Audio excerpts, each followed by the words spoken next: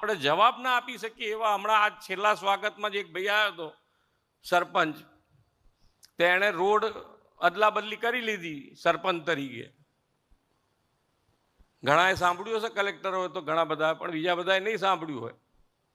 અદલા બદલી એ કરી લીધી. એમણે જે કહેવાય ને કે પંચાયતનું જે કામ છે એ પણ કરી નાખ્યું.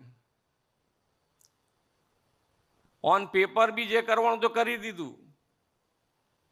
હવે તો કે ના ચાલે.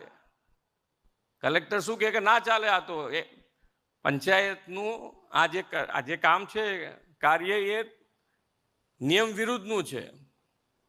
તો પેલો સરપંચ શું કે ખબર છે? એ તો કે 30 દિવસમાં કહી દેવું પડે કે આ તમે જે કર્યું છે ખોટું છે, તો સાચી વાત. એનો શું જવાબ આપવાનો કહો તો બધા ભેગા થઈ?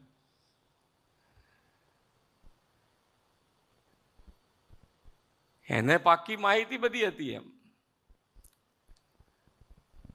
એટલે અમુક વખતે તમે જેટલું કરીને આવો છો, તમને એમ છે કે ભાઈ આપણે બધું ખબર છે, એના કરતાં આપણા કરતાં વધારે બધી જાણકારી હાથે તૈયાર થઈને આવે સ્વાગતમાં. એટલે જેટલી હોશિયારી જેટલી છે એટલી બધી એ લોકો પાસે જ છે, એમ સમજીને આપણે ચાલવાનું. આપણી પાસે તો છે જ નહીં કશું, એમ સમજીને ચાલો તો વધારે સુખી થવાય. જેટલું આપણે વધારે ને વધારે પ્રજાલક્ષી કામ કરવાનું છે. આપણે એક જ વસ્તુ છે કે ભાઈ પ્રજાલક્ષી કામ કરવા માટે બેઠા છીએ. પ્રજા માટે કેવી રીતે કામ કરી શકાય, નાની નાની ફરિયાદો. આપણા ઓફિસર છે, આપણા હાથ નીચે જેટલા કર્મચારીઓ કામ કરે છે, બધાનું પણ રિવ્યુ તમારે લેવો જ પડે ભાઈ. અને તો જ આ સિસ્ટમ ચાલશે વ્યવસ્થિત.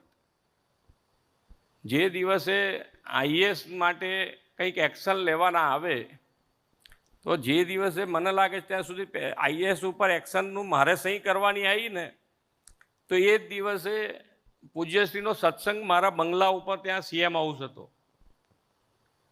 તો કદાચ જેના ઉપર એક્શન થયા હશે એ દુઃખી નહીં હોય, એના કરતાં વધારે હું દુઃખી હતો.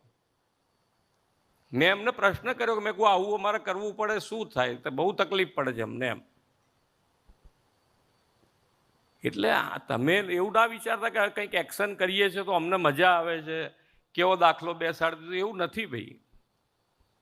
અમે દુઃખી થઈએ છીએ કે આઈએસ થવું એ કેટલી વિશે થાય એ તો તમને ખબર પડે ને. અમને તો કદાચ આઈએસને ત્યાં ખબર ના પડે, પણ તમને તો ખબર પડવી જોઈએ ને.